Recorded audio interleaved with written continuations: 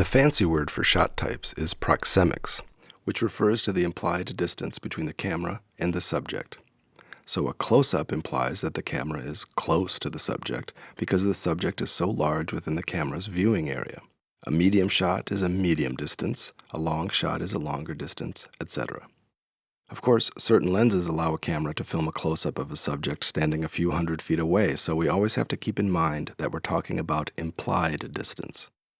The idea of distance between the viewer, the camera, and the subject of that view is important to a central aspect of shot type usage and meaning, the whole idea of significance.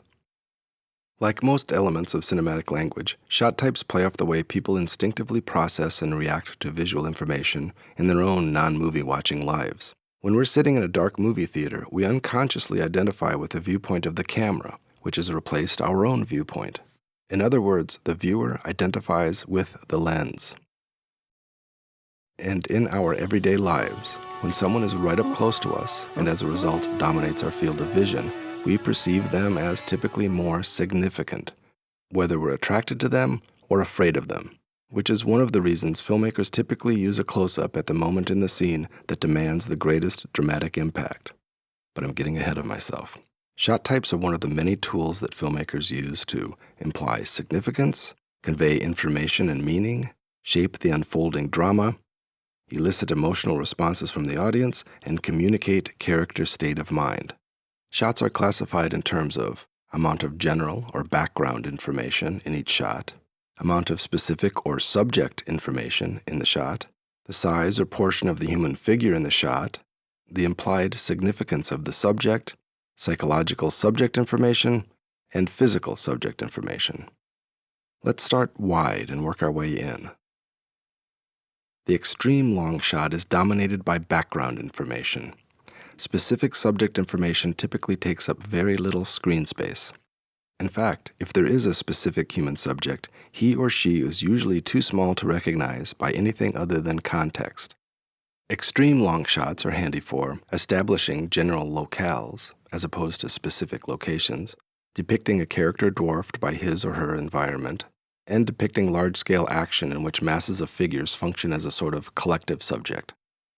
The long shot is a kind of who, what, and where shot.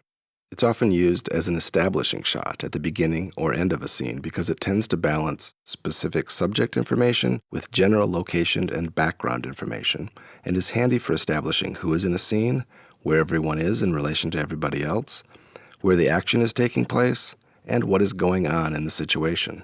The subject or subjects are now large enough in frame to read enough physical and psychological detail to at least be recognizable. A full shot frames the human subject basically from head to toe. Background is now beginning to be reduced.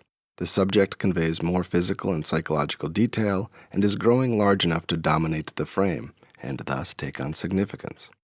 A scene will typically cut to a full shot at moments when physical action and figure movement is featured, such as fights, embraces, and physical comedy.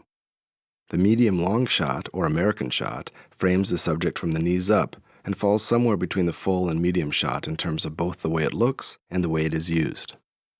The medium shot frames subjects from somewhere around the waist up, leaving just enough room in the frame for 2, maybe 3 characters. Now the subject is getting big enough in the frame to reduce background to the point of insignificance. We can read increasingly subtle psychological and physical information on the increasingly dominant and thus significant subject. Medium shots are often used to convey interaction between on-screen characters, and as an editing bridge between a long shot and a close-up. A close-up is pure subject. Background information is virtually eliminated. A single face dominates the frame. The face, and even its most subtle shift in expression, takes on monumental significance.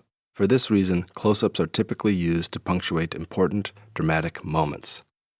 An extreme close-up is, well, a more extreme version of the close-up, filling the frame with just a fragment of the face, or oftentimes, an object revealed in great physical detail. When the extreme close-up enlarges a normally small object to monumental proportions, it can be used for a couple of interesting and useful cinematic functions. When presented in the right context, an extreme close-up anticipates the use of an object. If an object is isolated and presented with great implied significance, the audience knows, or at least senses, that the object is important and will be used in some significant manner. The resulting expectation can be employed to generate suspense. In another context, the implied significance an extreme close-up gives an object can give symbolic value to that object. For example, in this scene from John Ford's The Grapes of Wrath, a mother sorts the last of her shabby possessions in preparation for leaving the land her family has farmed for generations.